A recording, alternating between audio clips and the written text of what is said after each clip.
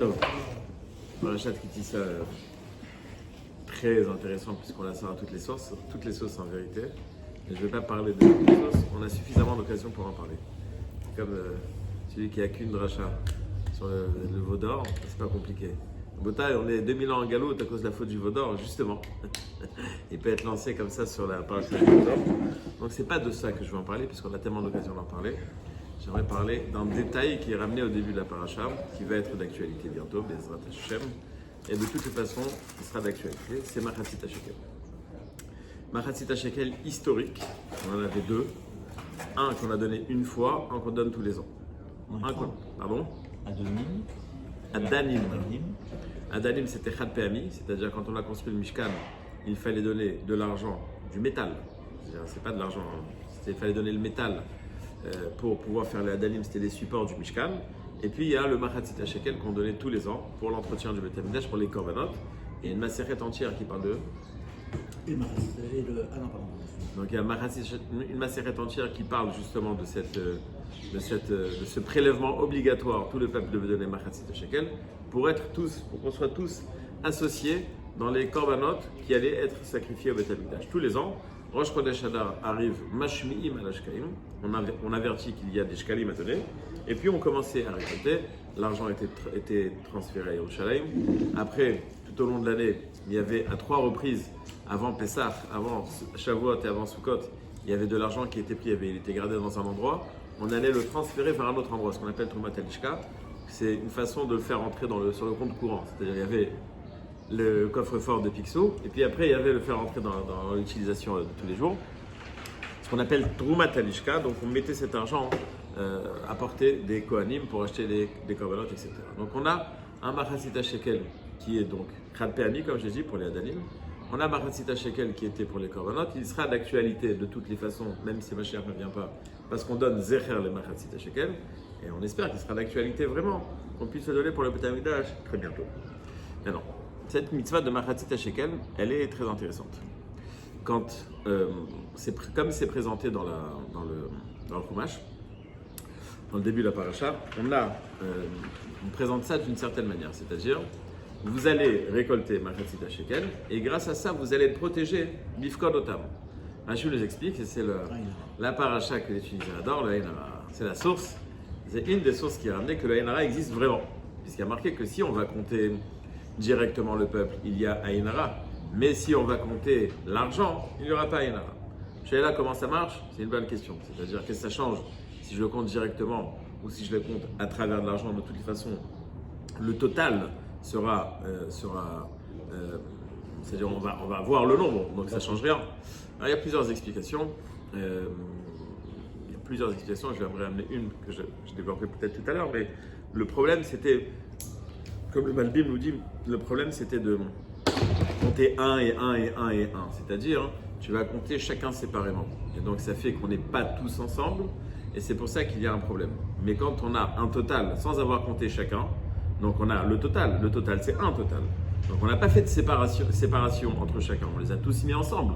Donc on n'a pas fait de afrada, on les a pas séparés, donc on n'aura pas de problème de Aïna. Il y a dans le Tanakh encore 3 endroits où il y a marqué que le peuple juif a été compté. Il y a Shaoul qui a fait 2 fois un compte et David Amelech. Shaoul a fait 2 fois un compte. La première fois, il y a marqué qu'il a fait des bazek. La Gemara explique que c'était des morceaux d'argile. Chaque soldat devait amener un morceau d'argile. Après, on comptait les morceaux d'argile. Et quelques temps après, il y a marqué que Shaoul leur a dit allez prendre des moutons, de mon troupeau, des moutons, et on va compter les troupeaux. La Gemara dit que de là, on voit que quelqu'un qui prend un poste d'importance, comme Shaoul qui est devenu roi d'Israël, s'est enrichi. Au départ, il a donné de l'argile. Et après, il leur a donné chacun un mouton à ramener. Donc on voit que Shaoul s'est enrichi. Ça, c'est les 2 histoires chez Shaoul. David Amelech aussi, qui a pris la place de Shaoul, a fait un compte. Et lui a été puni. Le peuple a été puni par le compte de David parce qu'il n'avait justement pas. Enfin, c'est Marc Loquet dans le Mefarshim. Une des explications, c'est que justement, il s'était trompé dans le droit de compter. C'est marqué dans la paracha qu'on n'a pas le droit de compter directement. Et il a compté directement. On voit. Pardon. Épidémie. Donc il y a eu épidémie.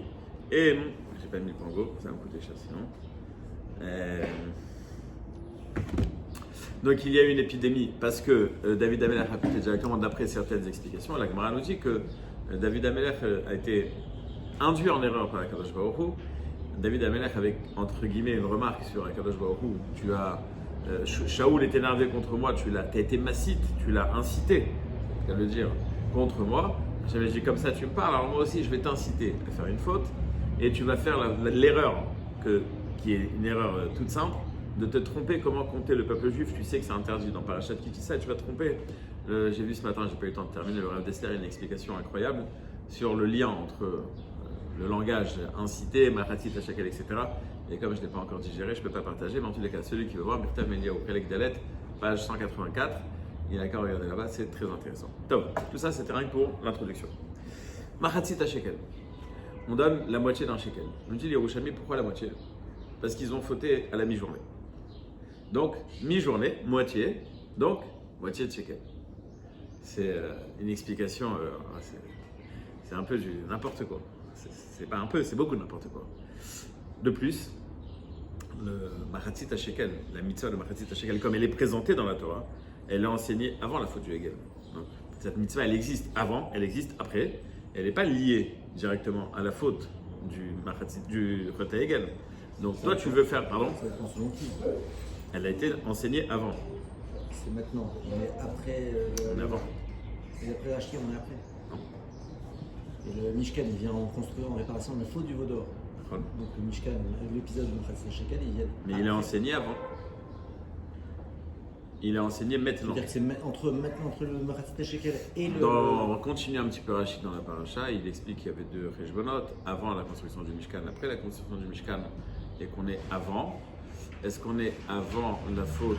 Toi, tu dis qu'en fait, c'est passé comme ça. Ils sont sortis en Nissan, ils ont fauté en Tammuz. On leur a dit le Mishkan en Tishri. Ils l'ont terminé en Nissan. Et il y a eu le deuxième compte en Iyar. Donc toi, tu dis que le Mishkan, il a été enseigné après Tammuz, avant Tishri. Tout simplement parce que le Machatzit HaShekel servait à la construction, au korbanot du Mishkan. Donc il ne peut pas venir. Il n'y avait pas encore de Mishkan. Il n'y avait pas encore de Donc ce Mishkan. Machatzit HaShekel, c'était que du décompte. Non, cet argent, tu l'utiliseras après. Cet argent qui est marqué ici, c'est l'argent qui est fait pour les Adanim. D'accord. Et les Adanim, c'est le Mishkan. Oh non, le Mishkan n'existait pas encore. Oui, d'accord. Mais donc en fait, on a le projet. Donc tu as dit qu'on a le projet du Mishkan, donc ça veut dire qu'ils ont déjà fauté. Toi tu dis qu'ils ont déjà après, on est déjà après le Chet Mishkan. Non, 2 secondes. Si ça a été enseigné, donc on est déjà après la faute. Et donc, top, ça devrait être Choliot. C'est-à-dire bien que ça a été présenté avant. Ok, Choliot. Je crois que le Ramban il dit que c'est marqué Kitissa, c'est-à-dire Kitissa c'est si tu comptes, pas que tu seras obligé de le faire. En fait, il l'a averti avant la faute qu'ils vont fauter. C'est ça le Ramban il dit. Donc c'est pour ça que pour moi c'était pas juste que c'est avant la faute. Avant la fête aussi. Donc, en tous les cas, donc on a Zecher le Machatzit HaShekel, Chetzi, moitié, mi-journée. Quel rapport entre moitié et mi-journée? Alors, j'aimerais poser une petite question au stade de savoir-vivre. Le peuple juif était esclave pendant 210 ans, 86 ans, c'était l'horreur complète. Il y a Moshe Rabbeinu qui arrive, qui dit vous en faites pas, je vais vous faire sortir. Il le fait. Vous allez voir, vous allez recevoir la Torah. Il le fait. Donc on est en mode Kiryat Yamsouf, c'est incroyable. Moshe Rabbeinu il leur dit bon, vous savez quoi, dans 40 jours, j'arrive, j'ai quelque chose à faire, je reviens dans 40 jours. Il n'est pas là à 40 jours et 6 heures, ça y est, on efface Moshe. C'est pas du jour au lendemain. C'est en 6 heures, il n'y a plus de Moshe. Non, c'est possible. Pardon? Qui bochèche. C'est marqué que c'était à Chatzot. Comment se fait-il qu'en 6 heures, le peuple juif a complètement effacé Moshe Rabbeinu? Ils ont vu le Kever. C'est vrai, Midrash. Et alors? De là à passer de Moshe Rabbeinu à Hegel, comment est-ce que la réaction, elle était, en plus, c'était fracassant comme réaction. Il y avait toutes les avérotes qui ont été faites le même jour. Avodah Zara, Gilui Arayot, celui qui ne voulait pas faire Shfichut Damim. C'est-à-dire, ils sont passés d'un peuple à un niveau incroyable à quelque chose qui est impensable. Et tout ça parce que Moshe est en retour. C'est-à-dire, attends un petit peu, pardon? C'est pas 6 heures, c'est 40 jours en fait, ça s'est travaillé. Non, 40 jours, il n'est pas en retard. Non, 40 jours, il n'est pas en retard. Mais Mais 6 heures, il est en retard. Le travail de faire disparaître Moshe, il a commencé à partir du moment où il est parti. Donc encore pire, c'est-à-dire toi tu dis voilà, je sais pas moi, tu as un proche qui va habiter un peu loin, le jour où il est parti, ça y est, on commence déjà à l'oublier, encore pire. C'est-à-dire s'il y a eu rupture de contrat de la part de Moshe et qu'il commence à l'oublier, je comprends, mais je comprends pas pourquoi en 6 heures. Mais quand même s'il y a rupture de contrat, 6 heures après, Ça y est, c'est bon, on efface Moshe. C'est assez incroyable. Quand tu dis on efface Moshe, Oui, c'est une partie qui a effacé Moshe. c'est-à-dire, qui n'a pas Il y effacé? a 3000 qui sont morts. Il n'y a que 3000 qui ont été punis. C'est pas énorme. Et les autres? Nous, on paye le Chet Haegel jusqu'à aujourd'hui. justement. Pourquoi Comment? il y a certains ont été punis et nous on paye encore la Ça faute. dépend qui était plus actif, qui était moins actif. On le paye jusqu'à aujourd'hui, le Chet 3000 Haegel. sur 600 000 hommes, c'est pilouille quoi. C'est comme Ah, mais chacun, il a un payé à pays sa qui est façon, pris monsieur. au pouvoir par. C'est 0,5%. En fait, moi, ce que je veux dire, c'est que pour une faute aussi grave dont on est censé payer encore la faute aujourd'hui, t'as eu que 0,5% de morts quoi. Qui ont été frappés sur le. Par exemple, Aaron, Ok, c'est une bonne question. Aaron, C'est il pas n'est mon pas mort sujet. sur le coup, mais il a perdu ses garçons derrière. Top. Ok. J'avais écouté une fois un shiur de Rav Israël. Il avait expliqué comme ça. Il avait une bonne explication. Il a marqué que Shmuel, Hachem lui a dit écoute, Shaoul, c'est fini. Je vais passer la royauté à quelqu'un d'autre. Je lui ai dit de tuer Amalek. Il n'a pas tué tout le monde. Et Agag il a été sauvé une nuit. Il a eu un rapport et de ça est né Amalek. Donc moi, je ne veux pas. Je termine avec Shaoul. Donc Shaoul, il est resté 2 ans et demi roi et après c'est David qui a pris sa place. Donc qui est-ce que tu choisis? Un des fils de Ishaï. Ok. Il va chez Ishaï. Il dit montre-moi tes enfants. Alors David Amer, c'était la brebis galeuse. Il n'était pas dans les frères. Il était en dehors, il était berger, etc. Donc on fait passer les frères les uns après les autres. Et puis Shmuel il dit non, pas celui-là, pas celui-là, pas celui-là. Et sur Adoniaou, je crois, non pas Adoniaou, j'ai oublié comment il s'appelait, il lui a dit celui-là, non, je ne le veux pas parce que c'est un nerveux. Et quoi? Et dans le Tanakh, il n'y a pas marqué où est-ce qu'on a vu qu'il s'est énervé. La seule fois où on a vu qu'il s'est énervé, c'est bien plus tard, quand David est déjà roi. Il y a eu une fois où il a eu une réaction, il s'est énervé. Alors, jusqu'à maintenant, il n'était pas nerveux ou jusqu'à maintenant, il était nerveux? Alors, il avait dit à Israël que c'est comme une bombe qui est posée dans un endroit pour faire un attentat. L'attentat, il y a attentat ou il n'y a pas? Il y a un potentiel. Donc on est déjà en danger. Et les Midot Harot, c'est pareil. Les Midot Harot, je veux dire, quelqu'un qui est nerveux, il n'est pas tout le temps nerveux. Il s'énerve. Donc il a la possibilité, il a un potentiel de Hatzabim. Et des fois, ça explose. C'est comme disent les Marocains. Nous, on n'est pas des gens nerveux. C'est les gens qui nous énervent. La même chose. C'est-à-dire, il y a un potentiel de casse. Et des fois, tu l'exprimes, des fois, tu l'exprimes pas. J'ai vu une histoire, pareil, parce que c'est mortel, sur le fait d'être radin. Un radin, il n'est pas tout le temps en train d'exprimer sa radinerie. Il est radin quand il y a besoin d'exprimer. Quand il n'y a pas besoin, il n'exprime pas. Le patron de Ikea, qui était, je sais pas comment, en nombre de milliards, il était autant radin que riche. À un niveau, c'est-à-dire dans les journaux, quand on parle de. Il a gardé sa même Volvo pendant, je sais pas, 40 ans. Pourquoi dépenser s'il n'y a pas besoin? Il aurait pu dépenser ce qu'on gagne nous en 10 ans chaque jour et non. À quoi ça sert? À rien. En tous les cas, il était une fois invité à je ne sais pas où, un congrès ou autre. Il était accompagné par son fils et il a dit à son fils tu me prends la chambre la moins chère de l'hôtel. Évidemment. Il rentre dans l'hôtel, déjà il n'est pas bien, il dit pourquoi tu as choisi cet hôtel? Il est trop beau. Il dit bah c'était le moins cher du truc. Bon, ok. Il arrive dans la chambre, suite présidentielle, et il commence à transpirer le gars. Enfin, je ne sais pas si un Suédois peut transpirer, mais il n'est pas bien. Il dit écoute, c'est pas de l'argent que je vais perdre, c'est ton père que tu vas perdre. Si je passe la nuit ici, c'est une crise cardiaque. Je t'ai dit de prendre la chambre la moins chère. Il dit mais c'est ce que j'ai fait.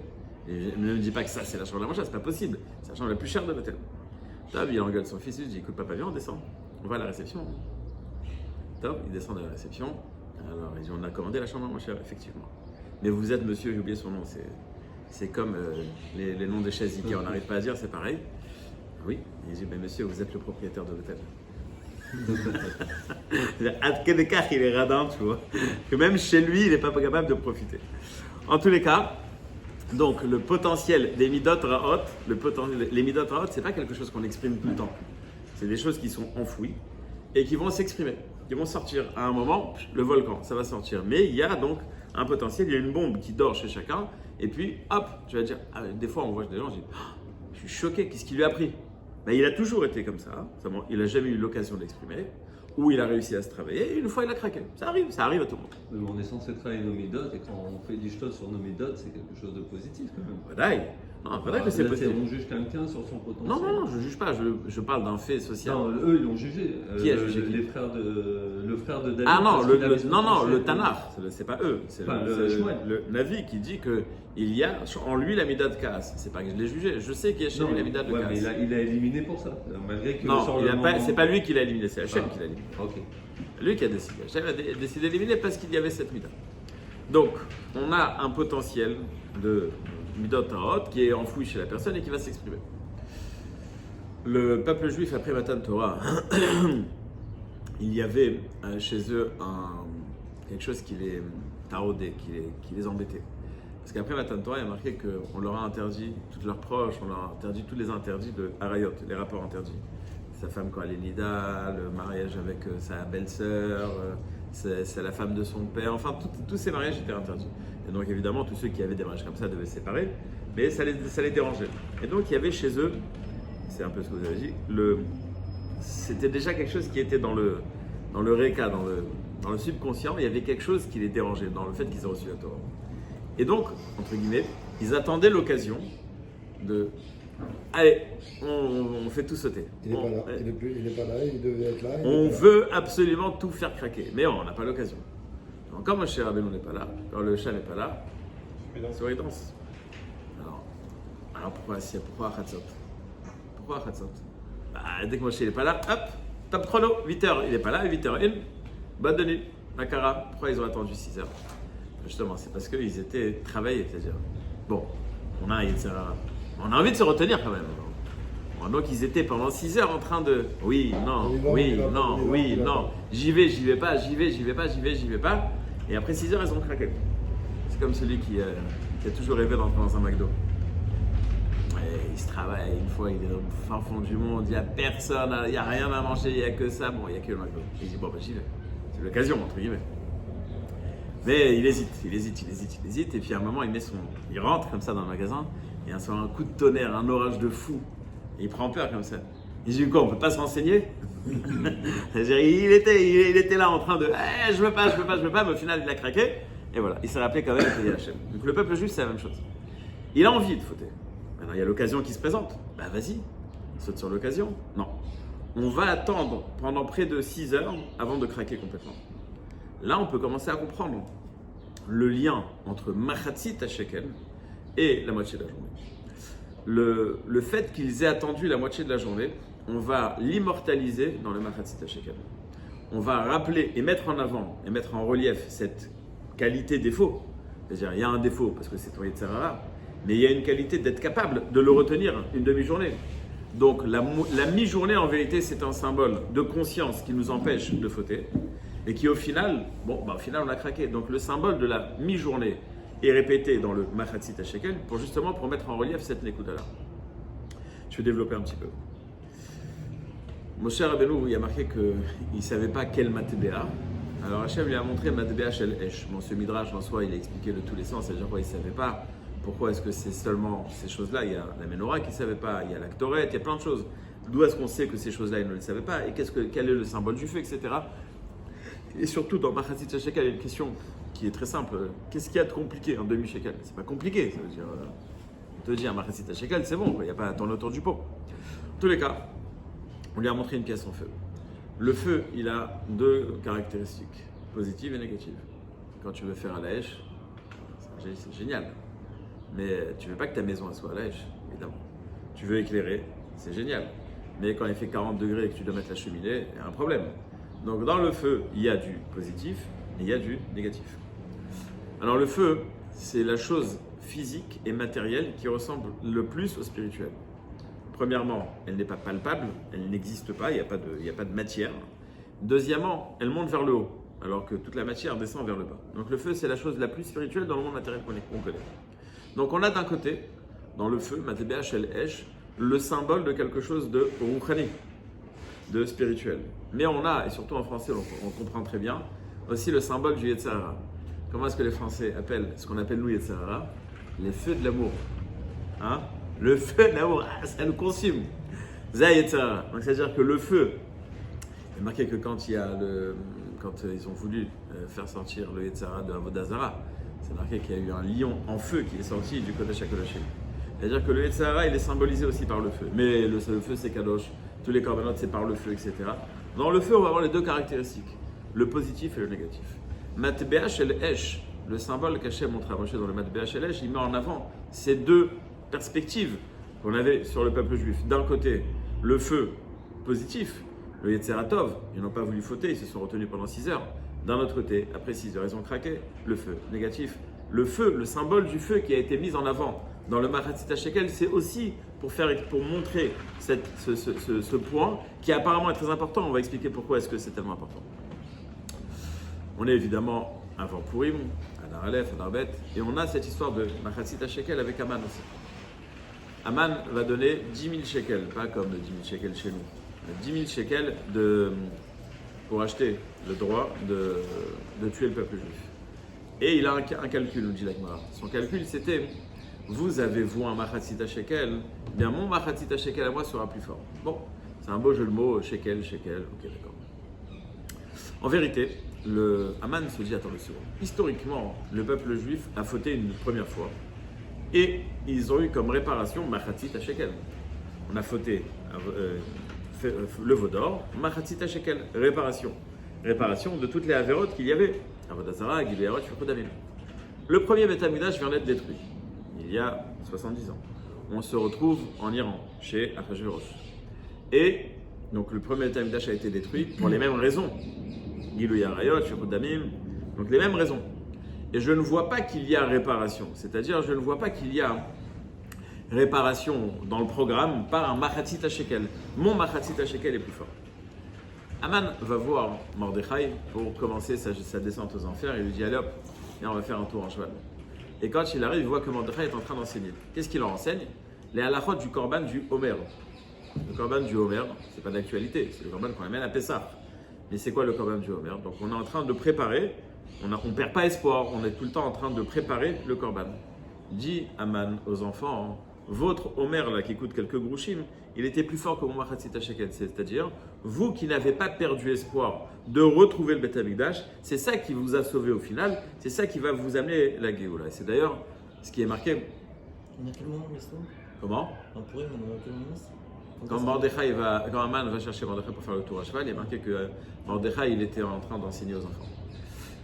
À Abraham, Hachem lui dit tes enfants vont recevoir la terre d'Israël. Abraham lui dit Bama et là, combien ça va me coûter? Il a dit d'où je sais que ça va se faire. La question c'était qui a dit qu'ils auront des srouillottes? Il a dit à Kadosh Baruch Hu, ils vont amener les corbanotes. Les corbanotes, bon j'ai pas le temps, mais c'est la même chose, c'est le même symbole, c'est quelque chose de matériel qui va être transformé en spirituel par du feu, le positif, le négatif qui est associé ensemble au Beth Amikdash, mais bon c'est beaucoup plus long que cette petite phrase. Ok, lui dit Abraham, et si jamais il n'y a pas de corbanotes, comment ça se passe? Il lui dit à Kadosh Baruch Hu, quand on étudie la halachot du korban, c'est comme si on est makriv le korban. C'est d'ailleurs pour ça qu'on fait l'ektoret tous les matins, comme si on était maktir l'ektoret, du matin et de l'après-midi. Donc, le fait d'avoir la possibilité de créer un impact de korban sans korban, c'est comme le Coca Zéro, on va faire un korban seulement en lisant le texte du korban. Donc, on est capable d'avoir un korban par la parole. Donc, on est en vérité en mode Beth Amikdash. Donc, toi, Aman, tu pensais qu'on n'allait pas être sauvé, mais même maintenant en Galout, au temps de Aman, même maintenant, quand on est en Galout, on est encore en train d'être makriv ce korban à travers l'étude du sujet qui est le korban.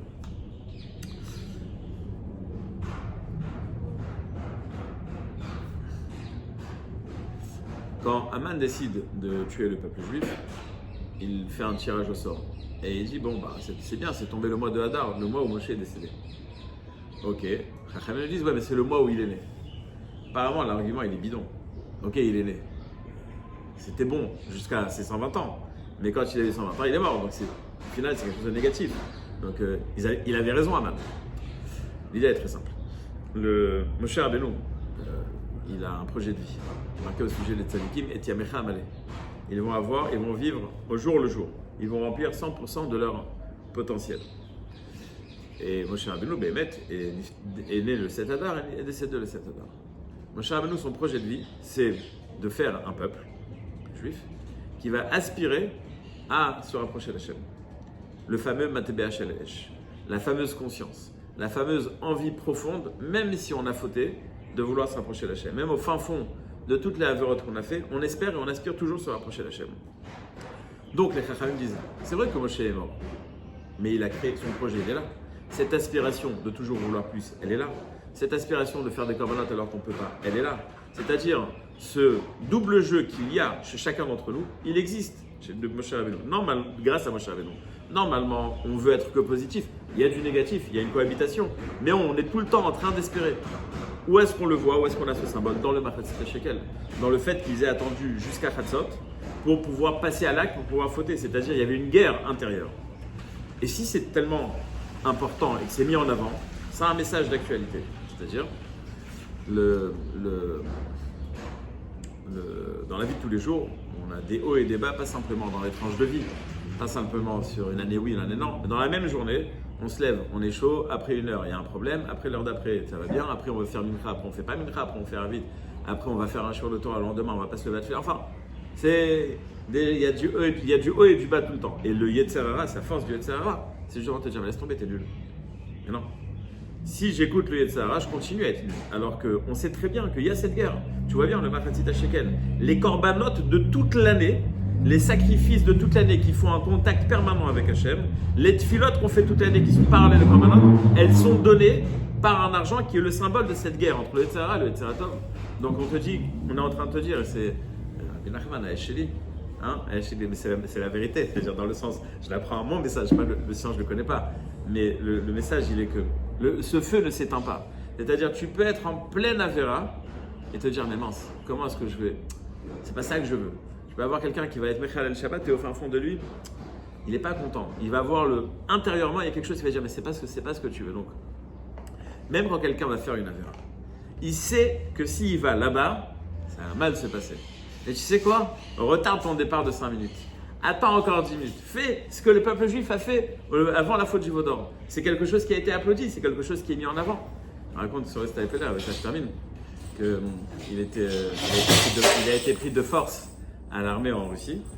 Et donc il y avait des tours de garde. Et il faisait très froid en Russie. Et donc il y avait chaque soldat, il avait un manteau spécial.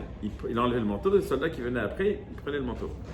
Steifeler est arrivé son tour vendredi soir, donc il devait prendre le manteau. Sauf que le soldat d'avant, évidemment, c'est un goy, il a mis le manteau sur un arbre et il était interdit d'utiliser un arbre pendant Shabbat, donc il a interdit de prendre le manteau.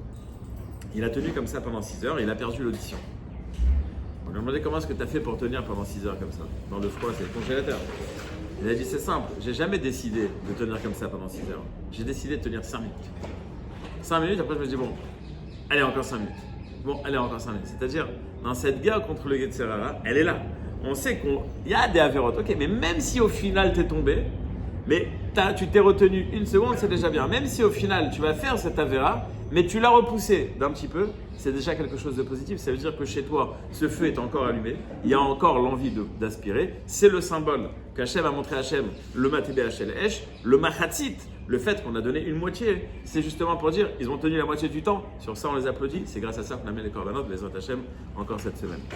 Aaron, il a été félicité parce que. En tout cas, on ne sait pas tellement quel est le rôle d'Aaron, mais tout son but c'était de retarder la faute. Comme si je sais que vous allez fauter, mais venez, on attend encore un petit peu, venez, on encourage. Ce que je comprends pas, c'est pourquoi Aaron il s'est pas révélé. Il n'a pas dit bah écoutez, si moi je serai plus là, c'est moi qui prends la suite. Pitom, c'est pas lui qui prend la suite. Pourquoi? Tu vois bien, c'est Yoshua qui a pris la suite. Ah si, bon, mais le peuple il était pas au courant, c'était Yoshua. Non, c'est-à-dire que c'est pas son tafkid.